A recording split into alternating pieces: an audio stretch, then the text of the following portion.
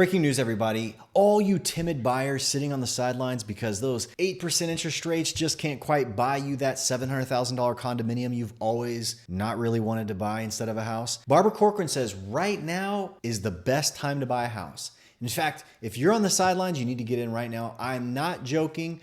Barbara Corcoran, by the way, if any of you are scratching your heads, is the famed older, middle-aged to older blonde investor off of Shark Tank.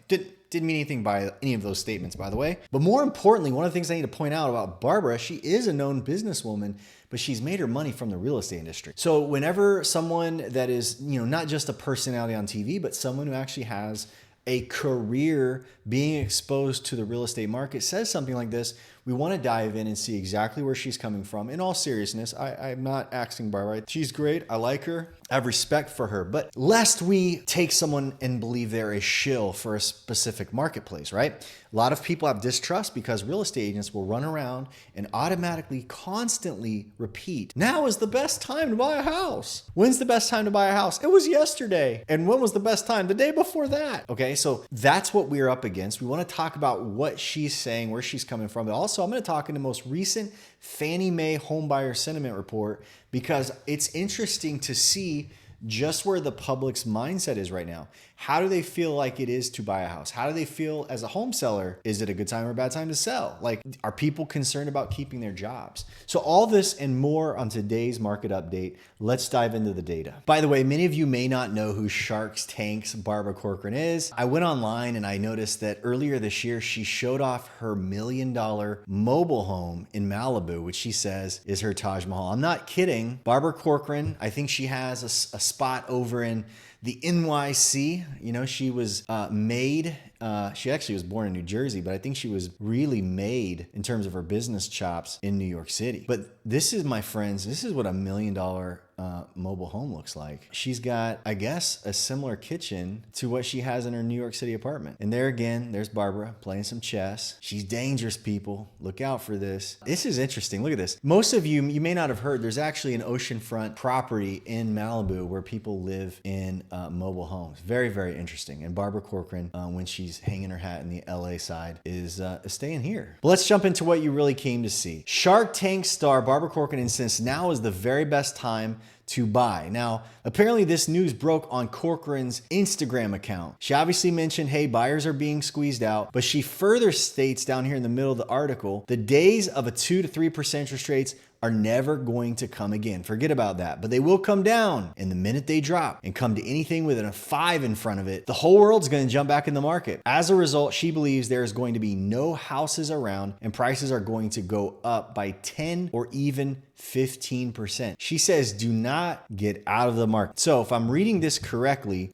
Corcoran believes that prices are going to hold steady, I guess, from right now, even though interest rates are going 8, possibly even towards 9%. But at some point, they're going to reverse course and the marketplace at large is going to go from where it is now up to 10 or 15%. Now listen, let's take what Barbara's saying at face value. She's saying that basically the marketplace is going to hold and then it's going to fold from an interest rate perspective. And then from where we are now to the future, you will be up 10 to 15% by the time that happens. Let's look at some important data points to kind of illustrate what she's saying here. Take a look at this. Mortgage Bankers Association. And by the way, these aren't the only people that have put out this form of data. Mortgage Bankers Association believes that the forecast for mortgage rates to the end of 2024, okay, so this is about 14 months from now, will be at 6.1%, and they expect a reach of 5.5%, this premise where Barbara is at, to be somewhere at the end of 2025. I appreciate what Barbara is saying about the fact that buyers have really pulled back, that there's less competition, and that alone is an invitation for the very best time to buy a house. However, we do know that right now buyers have pretty low choice. So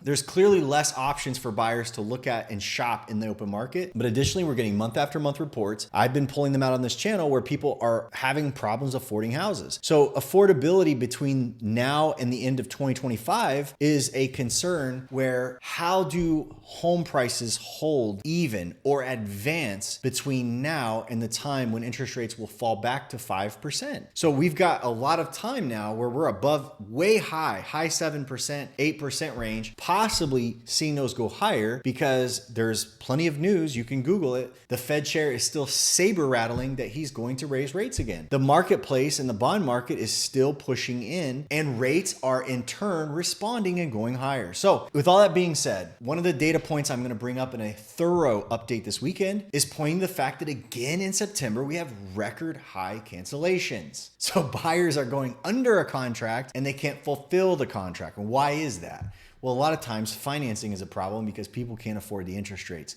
The cost of doing business, limits them. The rate that they had maybe when they got pre-qualified in August, they find a house in September and then they no longer can actually afford the house they're buying. Seller will not reduce.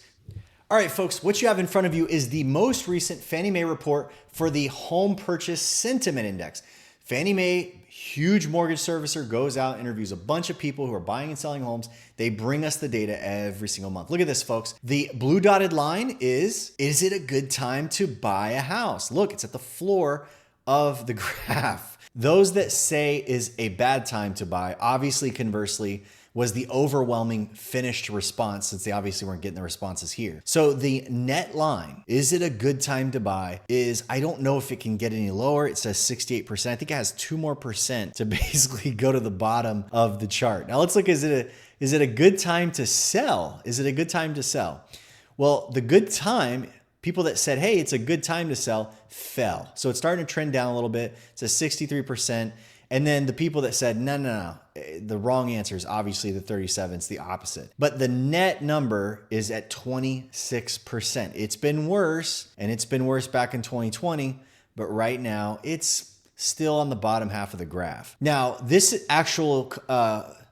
next graph is respondents who say home prices will go down or go up. Interestingly, going up, people say 42%. Stay the same or going down is the remaining 68% or so. So right here is the remaining 58%. And again, the net believers that the market's going up is 19% on the dark blue line at the bottom, which shows it's a slow upward trend, but it's still towards the bottom of the graph. Now, respondents who say mortgage rates will go up or go down. Let's take a look at this. Folks that say the rate is going to go down is still at the bottom. Folks that say it's going up represents 46%. And again, the remainder at 37% says is staying the same. So there's really like a flat level interest of people saying whether it's going to go up or down. This has kind of been a running trend now for 3 or 4 of these reports. Now, those that are concerned about their jobs, losing their jobs, this is interesting because it gives us a tone of the marketplace. The folks that are not concerned about losing their jobs is starting to dip. You can see it was running 80% as a high, and now for 2 straight updates, it's starting to fall. That's going to be interesting to watch. This next graph is respondents who confess their income is significantly higher, significantly lower, or about the same. So about the same runs high on this particular graph. It is now at 68%, which is a jump. And at the bottom, you're going to see a debate going on between the significantly higher, which is trending down. People that say they're making significantly more is dropping. And the people that say they're making less or significantly less is starting to come off of the floor, which was at 10% at the base. The next are the respondents who were interviewed on rental prices. Will rental prices go up or go down? Interesting. It looks like the respondents are saying that the rate of people saying that they're going to go down and the rate of people that say they go up really both trailed off. Both of these categories are kind of trending down. Obviously, there's far more people still responding. They believe that rents will continue to go up. Interesting chart. Respondents who say they would either buy or rent on their next move. Those saying that they would buy is starting to come down. Those saying that they would rent is obviously the increasing graph as those switch hands. Interesting graph right here. Respondents who think it would be easy or difficult to get a mortgage. Obviously, difficulty is running away with it, which is accurate from lenders I talk to. Even folks with good credit, credit's just getting tighter. It's just the way it is. Respondents who expect their personal financial situation to get better or get worse. Obviously, staying the same is still really the top line. But you see the folks concerned about their future starting to grow.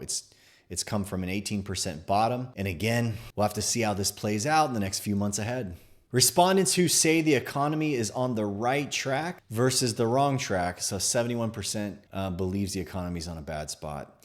But folks, the bottom line as we wrap this up, Zillow agrees with Barbara Corcoran that this fall could be the sweet spot for buyers to get in and buy a home. One thing you got to know about Barbara, check this out. I'm aware of this. Look at this. She endorses real estate agents all over the country as part of her income. So you have the Roy Group team. You come down here, you got Matt Ward, the Kinmore team, the Sloan Realty, Adam Cross. There's this one after another. If you search Barbara Corcoran endorsement, that means this is just a few of them that people named the video they did with her with the word endorsement in it.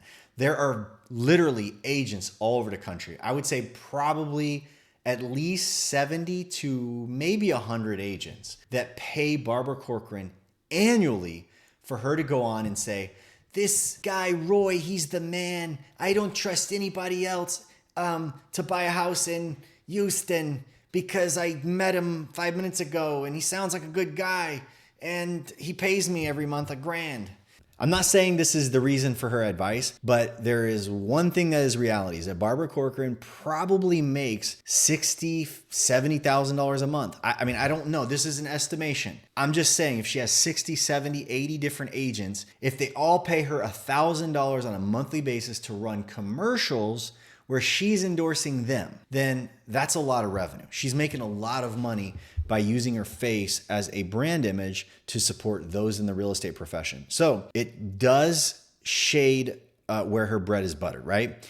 If she pushes the economy forward and real estate agents are happy to market with her face on it, they want to advertise because business is potentially good, then it does benefit her to go ahead and promote it. But for whatever the reason she's saying it, Redfin recently came out and said the median income of a person to buy a house right now needs to be $115,000 to afford a house at 8%, at the interest rates where they are now for excellent credit. You have that, plus you have the amount of just limited inventory. And the other people that are going to come in and say, hey, it's a great time to buy a house, they're going to say, hey, there's going to be more choice. You're going to see a few more homes on the market because there's less competition. And that alone is not a reason to buy a house. Still be careful, folks.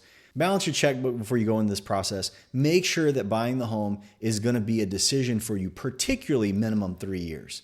Like if it's not, you really, really should be rethinking what you do next, especially when permanent decisions like buying a house. But that's it for now. Continue the conversation in the comments below. Let me know what you think.